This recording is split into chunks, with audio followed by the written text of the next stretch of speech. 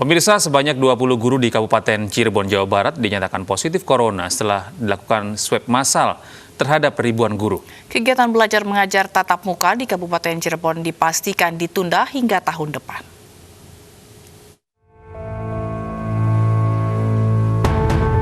Puluh guru sekolah dasar yang berada di seluruh wilayah Kabupaten Cirebon, Jawa Barat dinyatakan positif terpapar COVID-19. Data ditemukannya kasus positif di klaster guru tersebut setelah Dinas Kesehatan Kabupaten Cirebon membagikan 150 kit reagen PCR tes swab di 60 puskesmas di Kabupaten Cirebon. Sasaran swab tes yang dilakukan Dinas Kesehatan Cirebon tersebut diperuntukkan bagi tenaga kesehatan dan guru. Dari 3.000 lebih guru yang menjalani swab tes, terdapat 20 guru sekolah dasar yang hasilnya positif. Hasil swab yang sekarang ini didapatkan 20 yang positif. Cuma kalau memang perbandingannya, kalau kami sih berharap ya, walaupun itu hanya 0,006, tapi kayaknya itu ya biar tidak ada hambatan untuk melakukan kegiatan bias, guru itu semuanya negatif gitu. Tapi ditemukan ada 20 guru yang positif. Dari 1.095 kali 3 guru, misalnya satu SD rata-rata 3 guru. Dari adanya temuan 20 kasus positif COVID guru sekolah dasar ini, dipastikan kegiatan belajar mengajar tatap muka di sekolah dasar di Kabupaten Cirebon ini dipastikan ditunda hingga tahun depan. Dari Cirebon, Jawa Barat, To Iskandar, iNews melaporkan. Pemirsa, tenaga kesehatan Jawa Timur kembali berduka karena 2 orang perawat rumah sakit meninggal akibat terinfeksi COVID-19. Penghormatan terakhir perawat, dokter, dan rekan seprofesi mewarnai keberangkatan masing-masing jenazah saat dibawa ke pemakaman umum.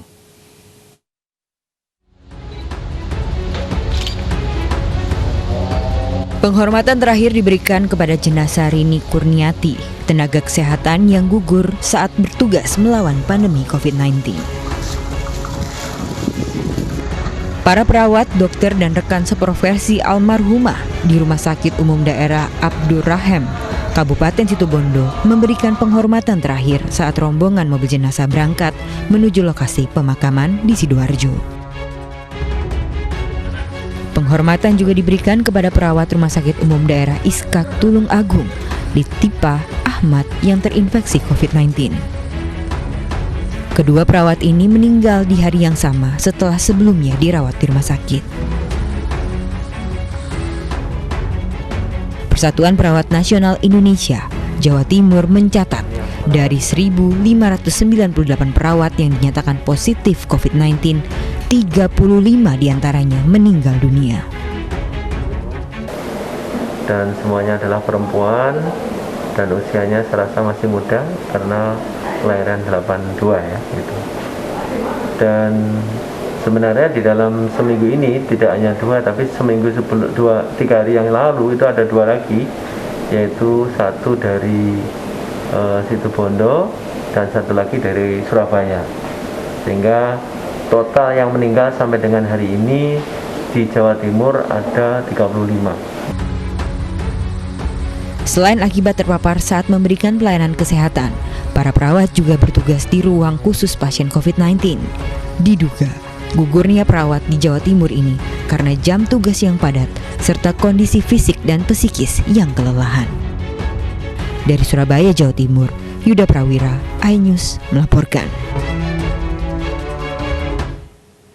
Presiden Joko Widodo akan mengurangi jumlah hari libur panjang akhir tahun 2020.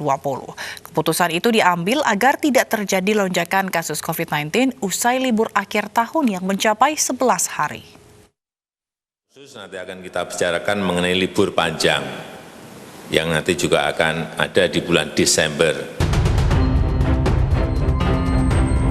Dalam rapat terbatas penanganan COVID-19 di Istana Negara Jakarta, Presiden meminta libur panjang dalam Desember mendatang diatur kembali.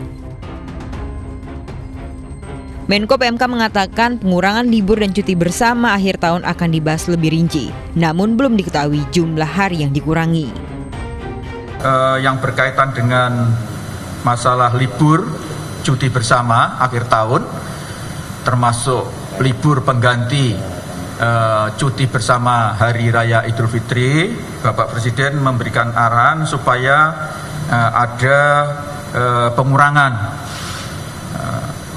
pengurangan dan beliau memerintahkan supaya segera ada rapat koordinasi yang dilakukan oleh Kemenko PMK dengan kementerian dan lembaga terkait, terutama yang berkaitan dengan masalah libur akhir tahun. Kebijakan ini diambil mengingat terjadinya lonjakan kasus COVID-19 usai libur panjang.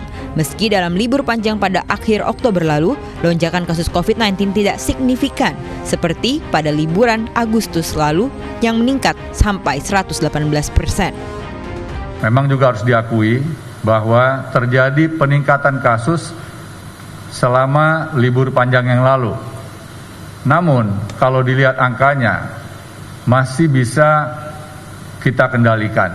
Artinya tidak lebih tinggi dibandingkan pada libur panjang bulan Agustus yang lalu. Diketahui dalam surat keputusan bersama 3 menteri terkait libur panjang akhir tahun dimulai sejak 24 Desember 2020 hingga 1 Januari 2021. Jika ditotal dengan hari Sabtu dan Minggu menjadi 11 hari untuk libur dan cuti akhir tahun 2020. Tim Liputan iNews melaporkan. Kementerian Pariwisata dan Ekonomi Kreatif menyelenggarakan wisata edukasi Danau Toba pada 17 hingga 20 November lalu. Wisata edukasi tematik ini bertujuan untuk menginspirasi para wisatawan untuk kembali berwisata dengan tatanan normal baru.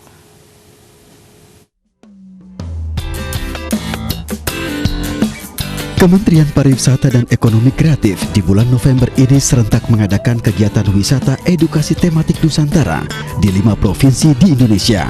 Salah satunya adalah wisata Danau Toba yang berada di Pulau Samosir, Sumatera Utara.